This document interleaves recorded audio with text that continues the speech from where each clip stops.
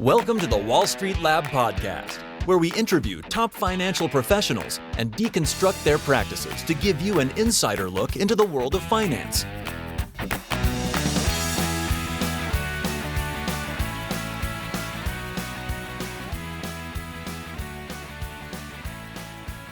Hello and welcome to another episode of the Wall Street Lab podcast. Our guest today is Lila Preston. Lila is a partner at Generation Investment Management, is co-head of the growth equity platform, Generation's private equity fund. Generation was, among others, founded by former US Vice President Gore. In addition, Lila serves on the board of several companies, and she holds a bachelor's degree from Stanford University and an MBA from London Business School. In today's episode, we deep dive into the world of ESG and sustainable investing. Lila talks about Generation's investment approach and process, from research over pipeline building to deal sourcing and to the key decision factors in every transaction. We take you step by step through the process of what it means to invest with impact into private equity. Lila also shares some great career advice and talks about the importance of culture in a company. So, as usual, if you like this episode, please leave us a 5-star review on Apple Podcasts or wherever you get your podcasts from. And now, without further ado, our interview with Lila Preston. Hello, Lila. Welcome to the show. Thanks very much, Andres. Can you tell us a bit about your background? Who are you and what do you do? Yeah, so I am one of the co-heads of Generation's growth equity strategy, which is part of the broader Generation investment platform. Generation's growth fund, which is investing in private companies, is on average investing somewhere between $50 and $150 million per company. I joined the firm back in 2004. Excited to tell you about the journey. Can you tell us what is Generation? Generation's a dedicated sustainable investment firm that from its very inception puts sustainability at the core of its investment process. So if you think about the broader context for investment analysis, we believe that integrating environmental, social, governance factors alongside fundamental financial analysis really delivers the best investment insights and ultimately performance. And so from the very beginning, Generation took that position. It was founded by a group of partners who came together with the perspective that this would be the very best way to deliver outperformance over time. And so we started in public equities back in the beginning. So kind of 2005 timeframe, we launched a listed equity strategy. And then we moved into growth and private investments around 2008, where we've been in our second decade of dedicated growth on the private side. We also have a long-term equity capability. So think of Generation as really investing across companies from public down to private, where we believe that our holistic assessment related to how they're shaping their industries and delivering long-term value. For our listeners that might not be yet familiar with sustainable investment, can you give us just a quick intro into sustainable investment? You mentioned the 3 factors: environmental, social, and governance. Can you give us a bit more details on that? Yeah, so if you kind of go back and think about sustainability in terms of both what a company does as well as how a company operates, you can get information from all parts of the investment ecosystem to inform that view of what and how. So what is the products and services that a company sells, and how is effectively kind of the operations, the management systems, the culture, the human capital practices, alignment, governance. And so really when we talk about ESG, environmental, social, and governance information, it's in complement to all of the other indicators of corporate performance. It just is broadening the set of information that helps you inform a decision. So if you go back to history, sustainability has been a theme throughout decades of better understanding corporate performance. But I'd say in the kind of decades before Generation launched, it had perhaps a little bit more of a screening approach. So there was sort of negative screening, which were the earliest days of applying more of an ethical investment frame. So this would be where you're determining to cut out certain segments of the economy, whether it's tobacco, whether it's, arms or so on, or fossil fuels. And that was driven in some respects by the early investments of churches and some of the foundation ecosystem. I'd say then There was a more socially responsible investing, or SRI, which would include perhaps not just screening out sectors, which was called negative screening, but indeed looking for best of breed companies in any sector. So kind of positive screening, where you would look to find the very best oil company or the very best of the tobacco companies or what have you. And you would use kind of information around, social governance and environmental factors to select those. And I think as we were entering the 2000s, and certainly the insight behind Al Gore and David Blood and our other founding partners' perspective was that actually this should be integrated into the core of an investment process. So let's move beyond the world of screening and let's really focus on integrating sustainability, because that will provide us truly material insight as to how companies are developing. And so, we call this kind of integrated sustainability. There's obviously lots of alphabet soup terminology out there, but fundamentally, the fusion of sustainability insights into core investment analysis is what we've only ever done and only will ever do, because we don't think this is something that can be siphoned out. And so I think where we are today is actually quite a bit of a momentum around sustainable investing. There's a whole bunch of different ways you could track that. I think our most recent sustainability trends report from last year would cite, 17.5 trillion of assets using some element of ESG to inform the deployment. There's obviously then flows of dollars into what would be called the sustainable funds. I think it was something around 21.5 billion last year, kind of up 4 times from the prior year flows. So there's certainly a moment in time where I think mainstream capital is recognizing that this trend around sustainable investing is not a fringe event. It is the event. It is the best way to kind of analyze and understand securities, whether it's public companies or private companies. Look at the risk matrix that comes out of Davos's World Economic Forum, putting climate, front and center. Of course, pandemic is certainly now front and center. And oftentimes it's this intersect between climate, health, financial inclusion that informs a better understanding of how sectors are evolving. So punchline is, call it sustainable investing. Think about it as core investment acumen and as the very best organizing construct for investment analysis. Why do you think it has so much popularity, not only nowadays? Do you think it has something to do with the general performance of sustainable investment versus non-sustainable? Or is it that people really want to change based on what you said, Davos, and other more front and center sustainable goals of people like Al Gore, right? Where does this trend come from, and why is it so strong just now? So I think there's certain drivers. Again, I kind of mentioned this sustainability trends report, and I think if people are interested, they should check it out. It is on our website today, and we update it on a yearly basis. And think of this as our distillation of the key trends and forces that are affecting adoption of sustainability across sector, or kind of how sustainability is shaping those sectors. And those, it'll be in mobility, it'll be in energy, it'll be in finance, it'll be in healthcare, and so on. So it's really across the piece. And the reason why we think there's momentum is because we're facing physical kind of climate and societal pressures that are forcing both companies and economies to respond. I think that's number one. I think there's also changing consumer expectations. So, what do consumers want? They want cleaner, better, more affordable solutions that have a lower environmental or social footprint. And then I think there's rapidly evolving policy frameworks here with respect to the shift towards electric vehicles in certain parts of the world, or the shift towards, healthier food systems, or indeed the response to certain technology improvements that are unlocking cheaper or better solutions. And so, whether it's the consumer or the technology cost down curves or the broader policy frameworks, all of those are kind of forcing function here to say that businesses that don't understand how the world is shifting and their role in becoming more solutions oriented than problems oriented won't have license to operate. Probably listeners will be aware of the Sustainable Development Goals, and at the very highest level, a set of agreed goals that are reflective of an inhabitable economy, environment, and society that we jointly, as not just citizens or corporates or policymakers, but all should aim to deliver, that's actually gotten up to the highest corporate agenda. I think that's an additional momentum driver or driver behind the adoption of sustainability as kind of the only way, not the alternate way. Let's dive into practice. So you yourself are the co-head for Growth Equity. That's the investments in private companies. How do you decide which company will have impact and profitability? What are the metrics that you're looking at when you invest into a company? So the growth platform is really focused on backing companies to accelerate the transition to a sustainable economy. So if you think about where we focus our time and energy, it's really three often overlapping pillars, and those would be around planetary health, people health, and financial inclusion.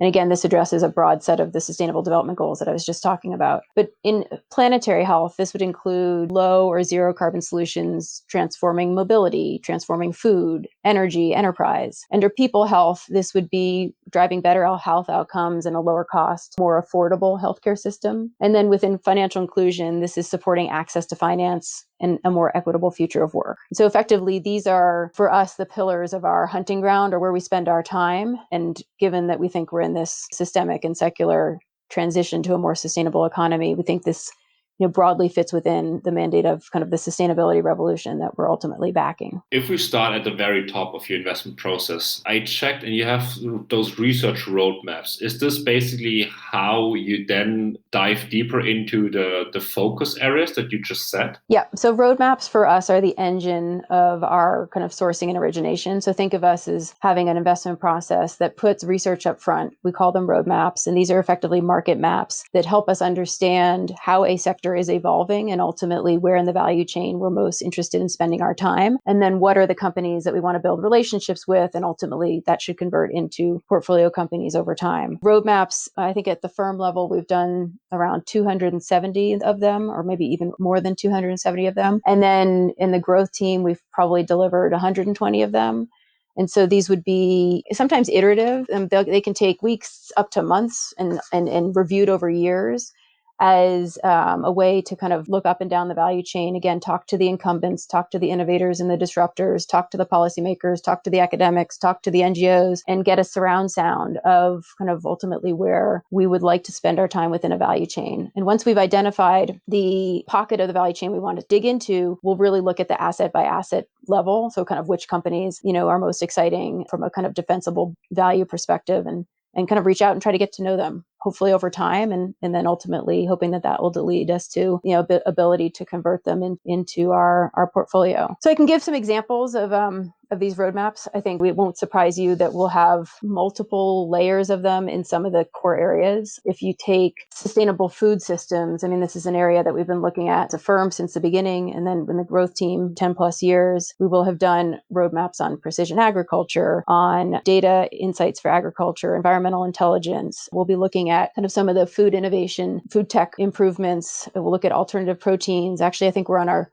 third alternative protein roadmap, where we started looking at this space and the adoption of plant-based foods and other kind of non-animal proteins in 2015. We did another recast in 2017, and then just recently a third of those roadmaps to look at shifts in market and ultimately, again, where value will reside. So this is a pretty exciting part of who we are and what we do. It's one of the reasons I think that people love working at Generation, because it has that kind of research first. And again, this is a broad set of sectors we'll look at. Recently, we've reviewed restaurant software and commercial food waste, which was the second one of that ilk. We've also looked at personalized medicine. We've looked at asset and facilities management. We've looked at many iterations of building intelligence, many iterations of the industrial efficiency and IoT, and so on. There's so many examples that we could bring to life, but that just gives a flavor of how we start our prospecting. Then how do you go from one of those roadmaps to the fund focuses that you have? Do you fit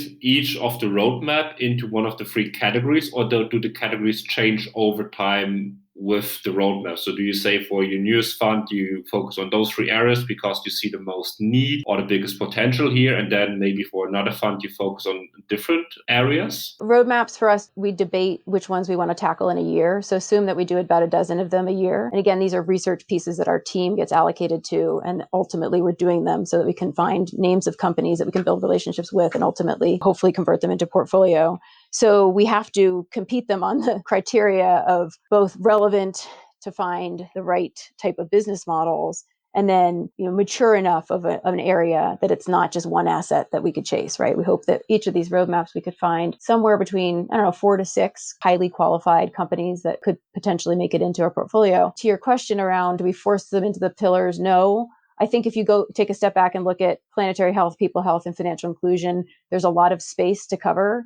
And while we have this kind of library of knowledge that we've built up over time on mobility, on energy systems, on food systems, on industrial systems, on increasingly healthcare systems, on financial services, there's so many elements that we actually have to be choosy. And at the beginning of each year, force rank where our team's going to spend time for roadmaps. Ultimately, we think that our most precious asset is our time. And so we want to put it to the place that will get the highest productivity. And that slate then of a dozen or so becomes our marching orders throughout the year. And of course, it can shift. So in a time of COVID-19 and disruption into everything from how healthcare is delivered, how supply chains are operating, it encourages us to recast our most recent roadmap on supply chain and understanding in light of this pandemic, what does it mean? But like beneficially, we've done 10 years on supply chain and logistics. So it's not that we're starting fresh to say, oh my gosh, what does this current health crisis mean? It's actually quite nuanced to say what pockets of our opportunity could actually accelerate now because of the situation that we're in. I think there's so many examples of a roadmap coverage area, which is a trend we cite and that develops over time, or the trend materializes over time, and we then gain conviction. I think future of work, distributed workforce collaboration is a roadmap that we debated, discussed, and prioritized back in 2015. It led to an investment in a company called Asana that helps enable remote workforces through collaboration tools. And that is only more relevant today and perhaps even accelerating today because of the requirement for more virtual interactions. So that's sort of the benefit of having done the work up front, is that you can then iterate and then move quickly when you see trends really accelerate. You said now 2 times that you're looking for the startups. Is it usually that you really go out and look what kind of startups are out there, or that startups come to you? Or is it more you have an already broad network of connections to VC funds, to angel investors, are really connected in San Francisco? Where do you source your startups from? All of the above. I would say, again, because we're very research driven, it is true that probably 80% of our kind of prospected companies come through us identifying them and reaching out to build a relationship. We get inbound all the time. We get hundreds and hundreds of transactions, probably thousands in a year, that come across our desks. But we're less likely to be reactive and see a company and then say, oh, let's go do the work and figure out what sector they sit in and how they're delivering value. And we're much more likely to be on the front foot, where we said, actually, these are the 5 companies we want to get to know in this roadmap area. Let's go build a relationship. So how do we do that? We have a whole host of tools in our tool belts. One of them is a co-investment ecosystem that, we've built up over time, where we've co-invested with companies, with other partners for, again, 10 plus years on the private side. Another tool in our tool belt is the convenings that we can pull together. So for example, we can host dinners, bring together a set of partner of companies to talk about a future of food or future of sustainable consumer or future of cities or what have you. And then also we have a very productive format called a solution summit, where we will bring together probably like 30 to 40 executives and thought leaders together on kind of a 2-day event format. Again, with our chairman convening and hosting the 2-day event, where we'll debate a topic, how their sector is being transformed by sustainability, technology disruption, consumer demand, policy, and what have you. So these solution summits are incredibly valuable. I think we've done over a dozen of them over the past several years, and they'll pick up on topics. We had Sustainable Healthcare Summit at the end of last year in San Francisco, and here you'll have some big listed companies, some of the biggest companies that are related to healthcare and IT or healthcare and technology. We'll also have policymakers from the FDA or someone from the NHS. We might have leading doctors and academics, and ultimately we'll also include in that group, a dozen private companies that we're getting to know, where they may be delivering solutions in genetics sequencing software solutions, or in personalized medicine, or in remote delivery and diagnostics. And we'll curate a Chatham House session such that those folks can come together and debate and really dialogue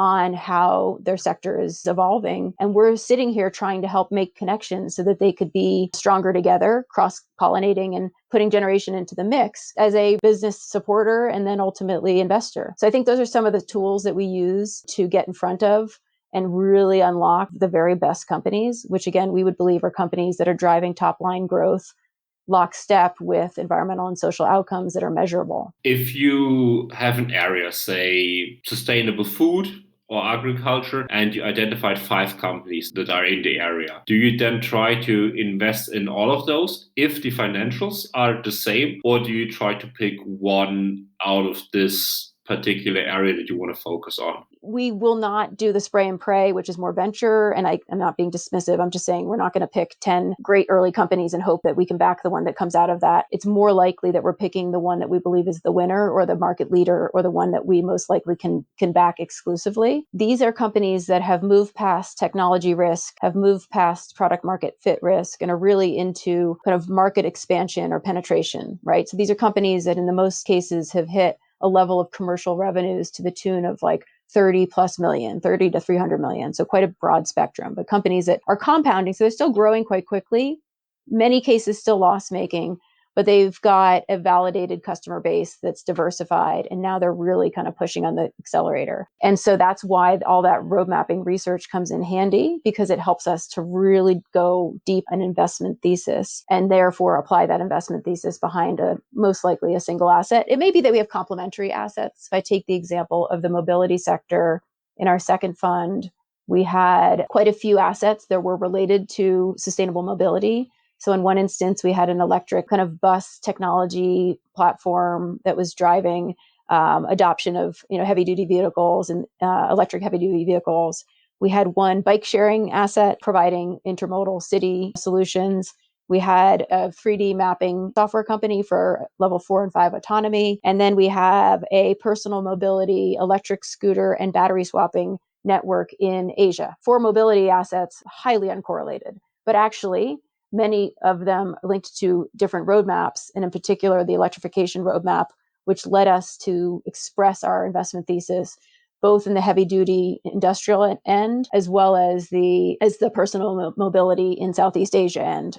So kind of steering clear of the kind of consumer vehicle space. That would be the genesis of how kind of roadmaps can frame investment activity. Might be complementary, but quite uncorrelated in many respects. Do you sometimes track companies that are below the stage you actually would invest, and just to see how they developed and to get in touch with them? Okay, we have like a list of 50 companies that just started in this e-mobility, which is going to look at them. We're going to see how they perform over time, and then we go in? Or do you only look at companies that are already there? No, that's almost always the case. So actually, when I say we want to look for these like highly qualified opportunities off of roadmaps, of course, to get to that state, to get to the 5 that you love, you have to look at the 50 or the 100 that exist, right? So we should be exhaustively reviewing these sectors and mapping all of the assets that potentially we could invest in. And then we need to put them on the value chain and figure out, are they kind of upstream, downstream? What's their margin profile? What's their defensibility of their margin over time? How are they going to grow? What are their partnerships? So yes, there's an enormous list, and any roadmap, the funnel will be like tens of hundreds of companies down to a set that we really want to build relationships with. And we absolutely love spending time with companies that don't yet need our money, because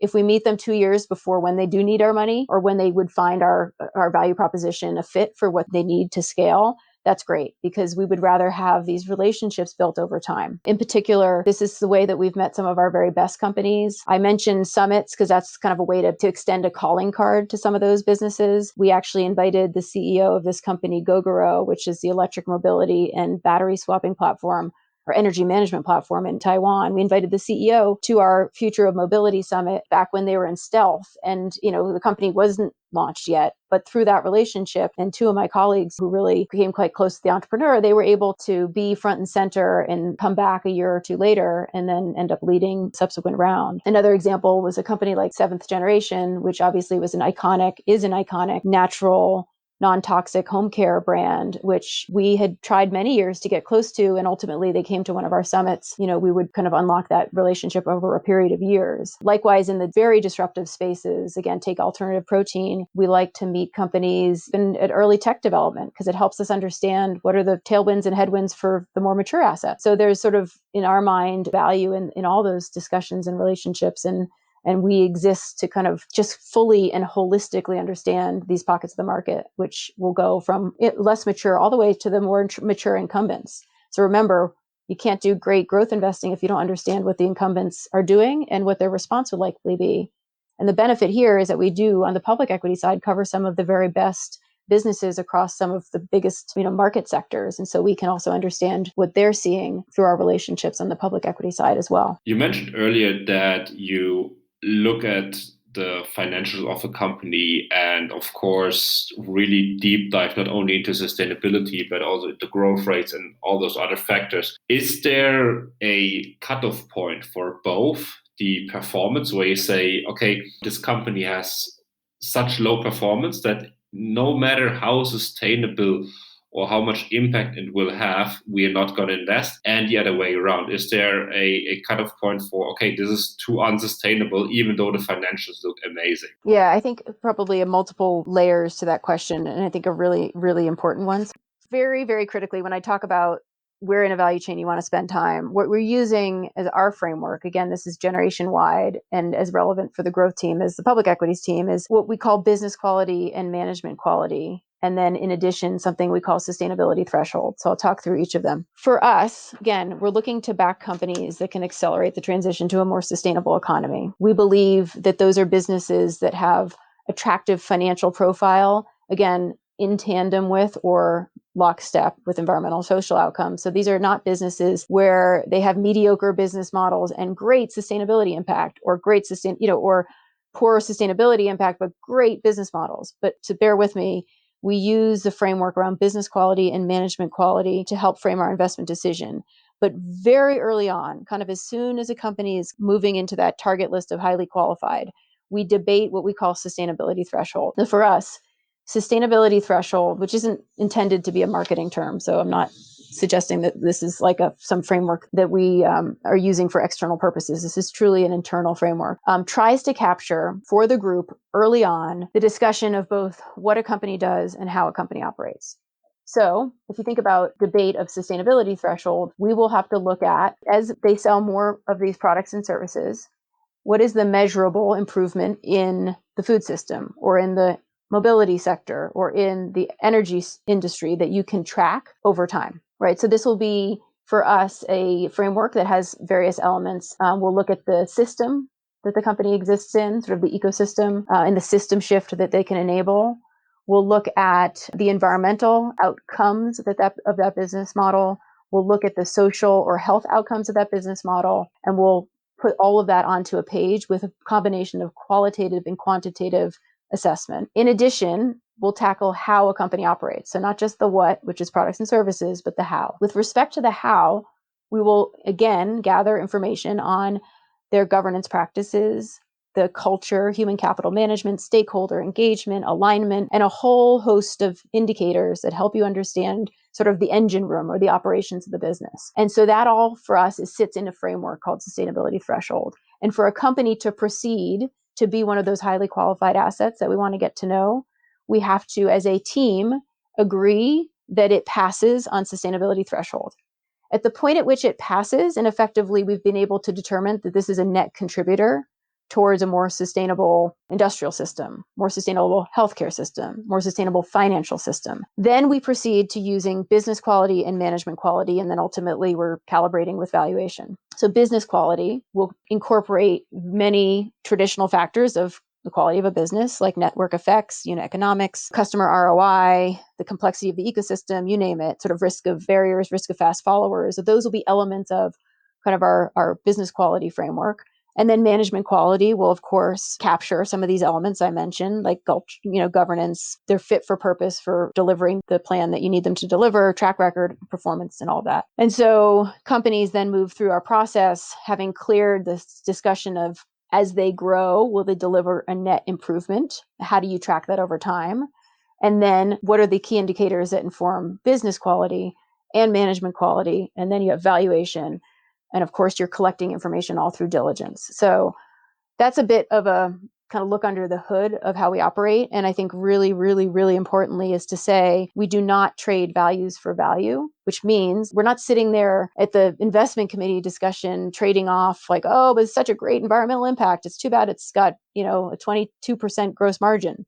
That is not where we would end up, because we will have highly qualified that the business, as it grows, will deliver those net sustainability improvements. And then secondly, we'll really be rigorous on high quality business model, high quality management team, so that when it comes to the final product, effectively a decision, we wrestling that with risk return.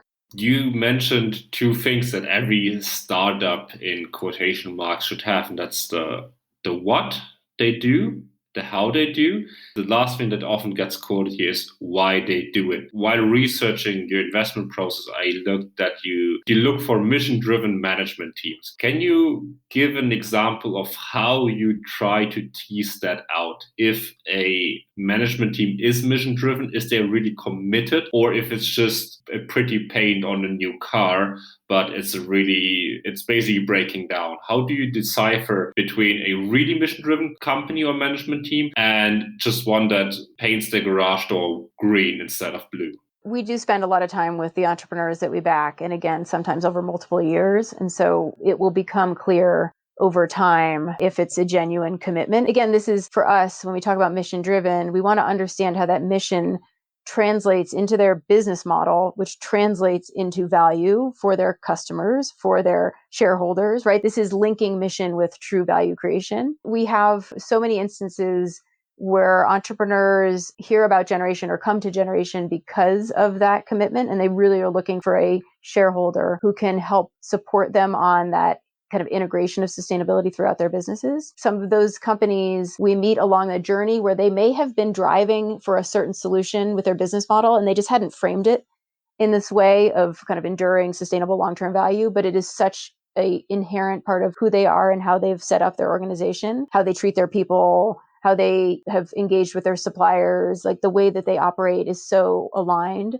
that there's then a kind of a meeting of the minds and compatibility. And I think you can only figure that out over time. What is true is that, and we have some of these videos on our website to kind of tell the stories of what are the problems that these companies are solving in the world. Again, we're investing out of a strategy called the Sustainable Solutions Fund. We ourselves, again, through that sustainability threshold discussion, have to paint the picture of the problem that they're solving in the world.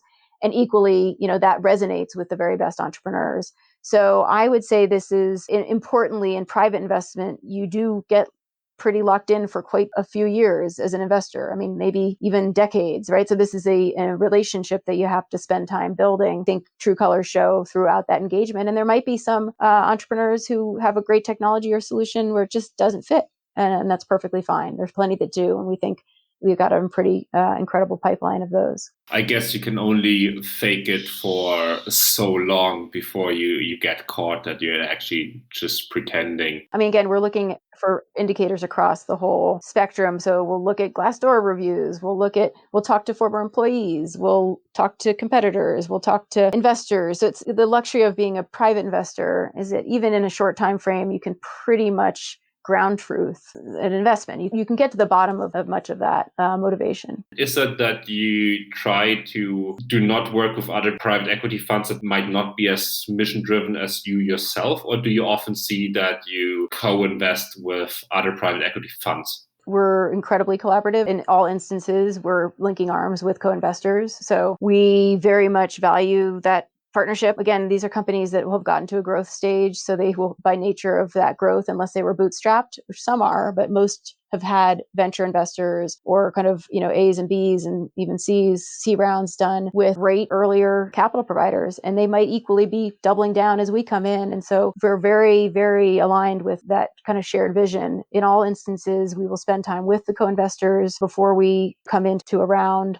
In almost all cases, we're in the boardroom with a board director seat and or an observer seat or both. And we think that we're rolling up our sleeves as much as they have and want to be really additive. Sometimes we'll put a independent director in, more of a kind of operator from the industry of that business model, because we believe that actually might be the thing that they most need to scale. And we'd hope that our co-investors would say that Generation is additive, not only because of our sustainability mindset and long-term perspective, but also because we have these deep relationships into large corporates, which could be helpful for commercial introductions. And also because we sit on a global basis across Europe and the US. We also have coverage of the Asia equity markets. And so we would have a global mandate and perspective. Bringing all that together, we would be complementary to some of the kind of deep technologists or the deep sector specialists. And we find that's actually one of the reasons why we have a high success rate. Is there anything that you learned over 16 years that really stood out to you? Any story you can relate that was like, wow, that was like this one situation I was in that just completely changed the way I think, or anything the like? I think it's clear in especially growth, where these are companies that are compounding, that they always have options. You have to ask yourself, why are we distinctive? And I'll come back to the example of this company, Seventh Generation, which actually, when we invested, ended up probably in like the 25th year of the company's existence. So this is a company that was leading early on in the development of natural, non-toxic home care product in the categories of like dish soap and detergent and diapers, the 3Ds. And Seventh Gen had a very loyal long-term investor base. It did not need capital.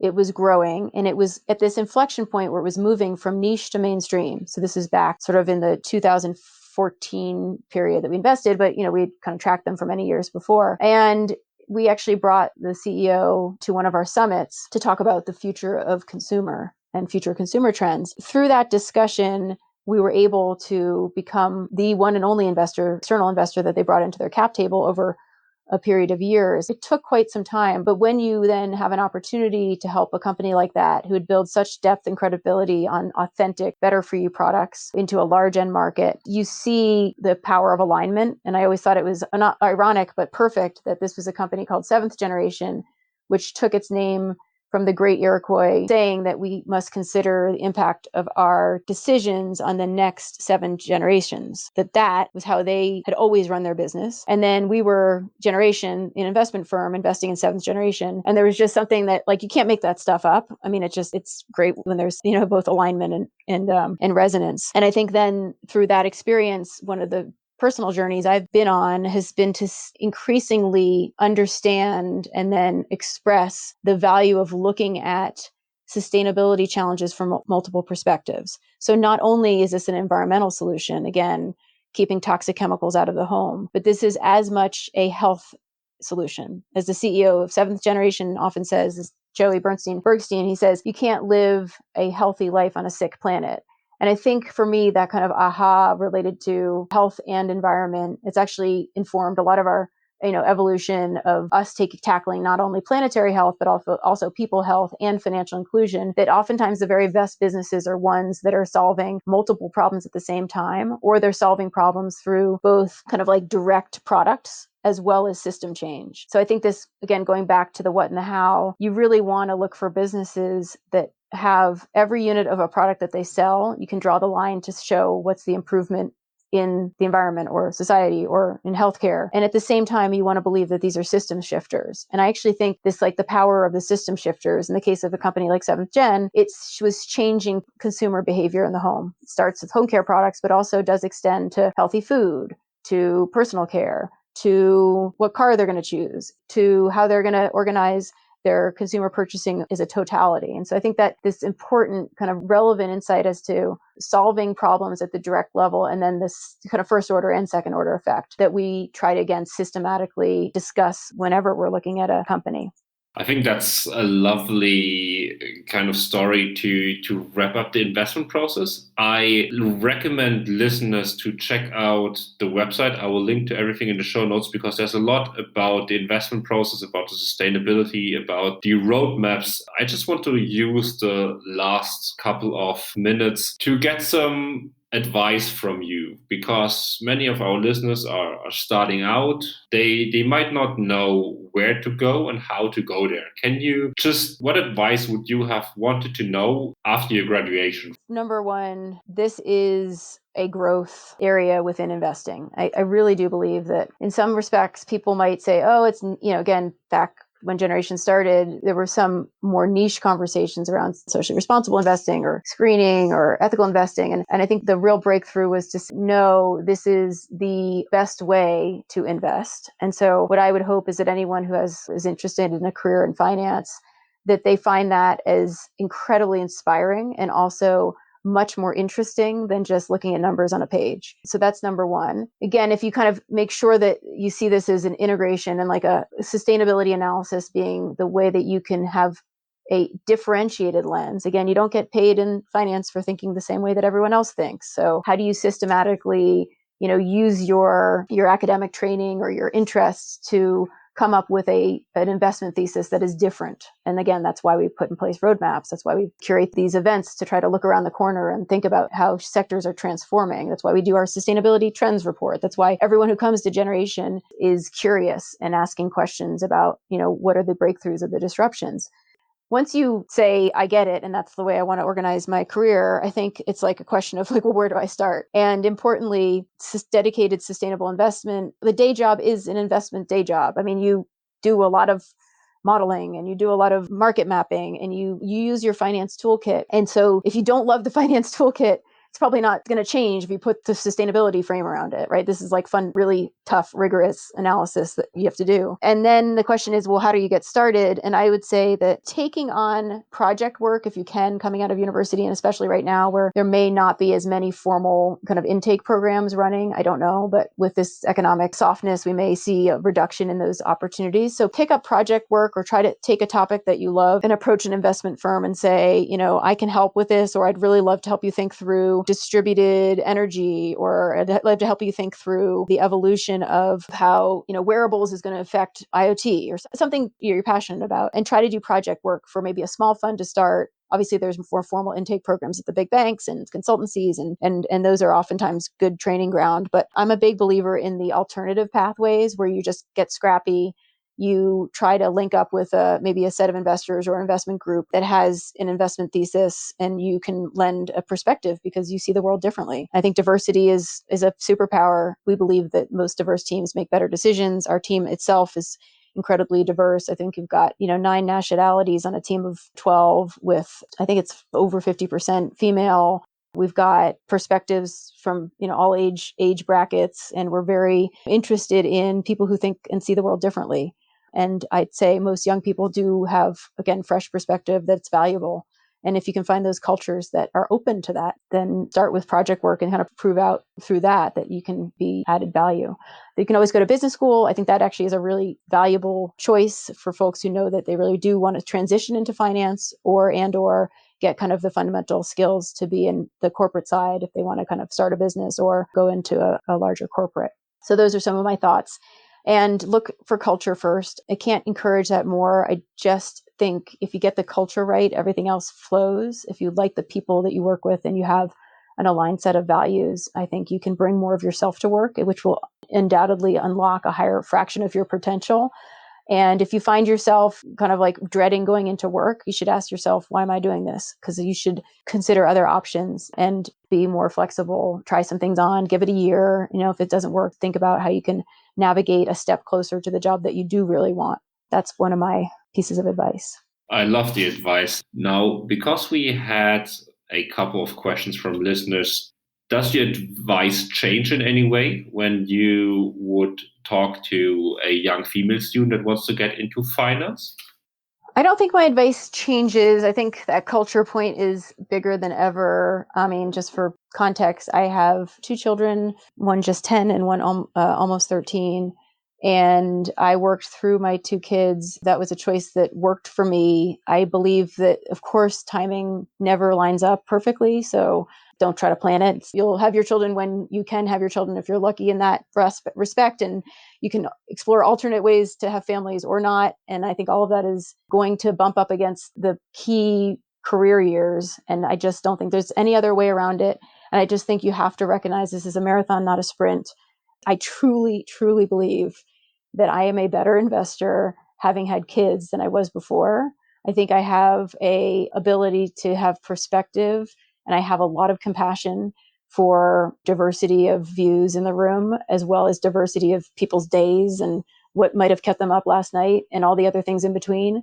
And I think it just makes you a better, a higher EQ and higher empathy, having, a family, if that's what you choose to do. Irrespective of that, women often will need to be vocal in advocating for both their views and then making sure that their views are heard around the table. I think building great relationships with your colleagues is the best way to go about that and see kind of the power of having, good mentors and guidance and support. I've had some extraordinary people who've coached me along the way and asking for that feedback. And that's not for women only, by the way, that's just for everyone who is young in their career. Make sure that you're enabling other people to be your advocates and your supporters. So I don't think gender should have, I mean, it is a sad state of affairs that there are so few women in private equity, even in venture, and certainly even in kind of corporate America. And I think we're making progress. I think Europe is probably ahead on the corporate footprint.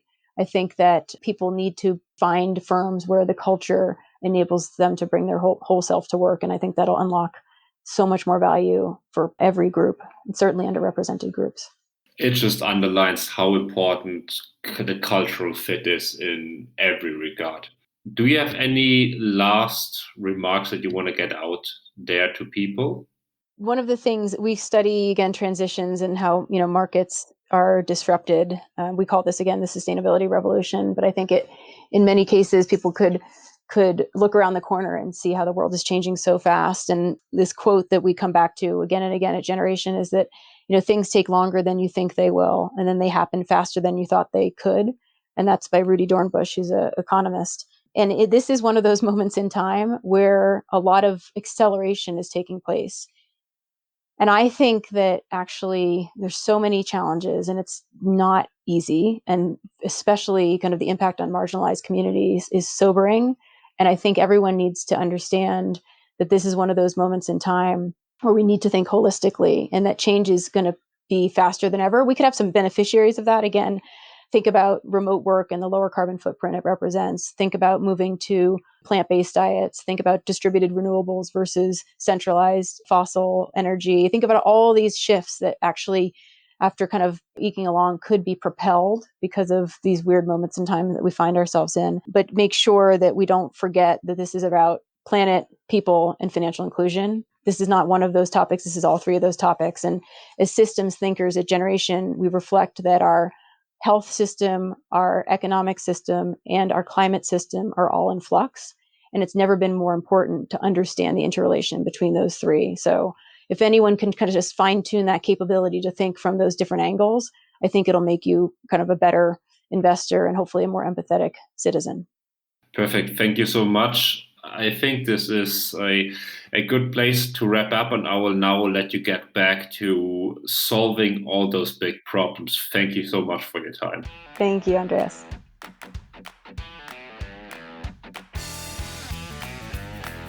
Thank you for listening to the Wall Street Lab podcast. For the show notes and much more, visit us at www.thewallstreetlab.com.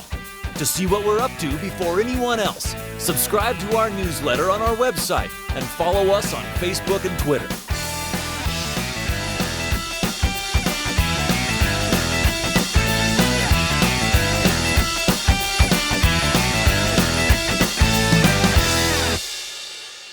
Disclaimer. Information contained in this podcast constitutes the opinions of individuals and should not be treated as investment, tax, financial, or legal advice. We take no responsibility for the accuracy of any statements made in this podcast. This podcast is for informational and educational purposes only, and it does not contain an offer to sell or buy any sort of financial products, and should not be treated as advertisement for such.